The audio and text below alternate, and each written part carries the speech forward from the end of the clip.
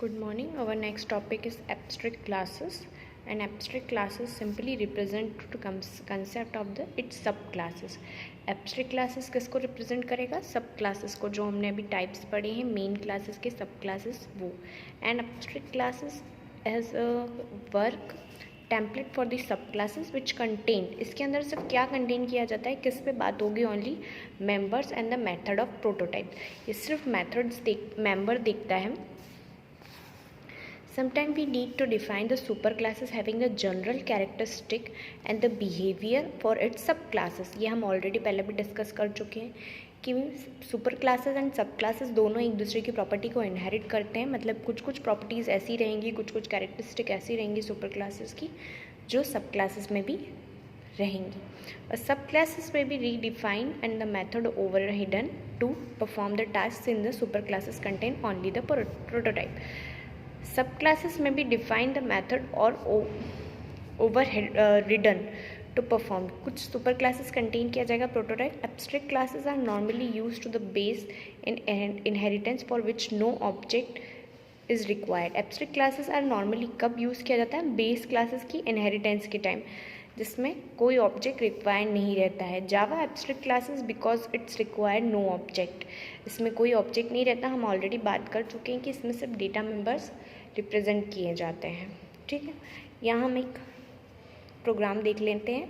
Abstract classes, parent class, abstract void main, system, method of abstract classes. यहाँ system, method of the abstract classes, क्या method बनाए हैं? Class 1 new child class और math and math 2.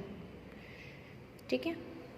Now the role of final keyword of inheritance, ये आपको only read out करना है, इसमें कुछ भी नहीं है ऐसा main. Now the concept of the polymorphism. Polymorphism simply the means multiple form of the behaviour. For example, a person may be have exhibit different behaviour in different places और situation. Polymorphism का मतलब होता है कि एक person की बहुत सारी कैरेक्टरिस्टिक हो सकती है, बहुत सारी प्रॉपर्टीज़ हो सकती है.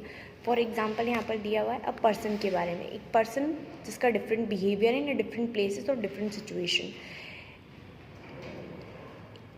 हम ह्यूमन बीइंग है, आपको पता है आप अपनी सिचुएशन के अकॉर्डिंग ह्यूमन बीइंग बिहेव करता है. हम एक ही बिहेव रिपीट तो नहीं कर सकते. जैसी सिचुएशन होगी वैसा हमारा बिहेव उस सिचुएशन के अकॉर्डिंग डिफरेंट होता है. मतलब एक मनुष्य में, मतलब एक इंसान में, एक प्राणी में बहुत सारे डिफरेंट बिहेवियर होते हैं जो किस पे डिपेंड होते हैं? उसकी सिचुएशन पे. And the object oriented programming as a method और operate may be the exhibit different behaviour for the set of input given. अब यहाँ पर ऑब्जेक्ट ओरिएंटेड किसके डिफरेंट बिहेवियर करेगा? फॉर एग्जाम्पल क्या है? Plus operator in Java give the different result और the different integer. यहाँ प्लस ऑपरेटर क्या कर रहा है? 2 + 3 given the 5. But hello plus Java give the hello जावा. अगर हम इंटीजर लेते हैं, फॉर एग्जांपल यहाँ पर हमने 2 + 3 लिया है इंटीजर, तो वो प्लस होके हमको आंसर देगा. लेकिन अगर हमने हेलो प्लस जावा लिया है तो ये दोनों मिक्सचर होके हेलो जावा देंगे. ये डिफरेंट बिहेवियर हुआ दोनों का. समझ. Polymorphism is implemented as a method overloading and the operator overloading overloaded with the different functionality. Polymorphism make the your program code the compact of smarter and faster. Polymorphism आपकी programme को smarter and faster करता है, जो हम यहाँ already देख चुके हैं कि डिफरेंट बिहेवियर के अकॉर्डिंग. ठीक है. थिंग्स टू रिमेंबर, यहाँ पर आप थोड़ा सा शॉर्ट फॉर्म में लिखा हुआ है, आप इसको पढ़ सकते हैं अगर आपको आगे कुछ नहीं समझ में आया तो. जो हमने चैप्टर हम रीड करते हैं उसके कुछ मेन टॉपिक यहाँ पर डिस्क्राइब किए गए हैं बहुत ही शॉर्ट फॉर्म में. तो आप यहाँ से भी उस चीज़ को पढ़ सकते हैं अगर कोई आपको कोई प्रॉब्लम आ रही है, नहीं समझ में आ रहा है तो, है ना. सेम एज इट इज़ यहाँ भी वही है. नाउ हमारा ये चैप्टर यहाँ कंप्लीट होता है.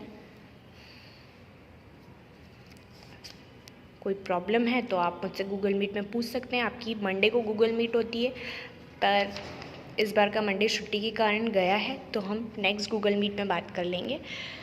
आप ये जो सॉल्व क्वेश्चन है ये पूरे अच्छे से पढ़ेंगे. इस क्वेश्चंस में भी आपको बहुत कुछ समझ में आ जाएगा अगर आपको टॉपिक में कुछ नहीं समझ में आया है तो. Okay, thank you.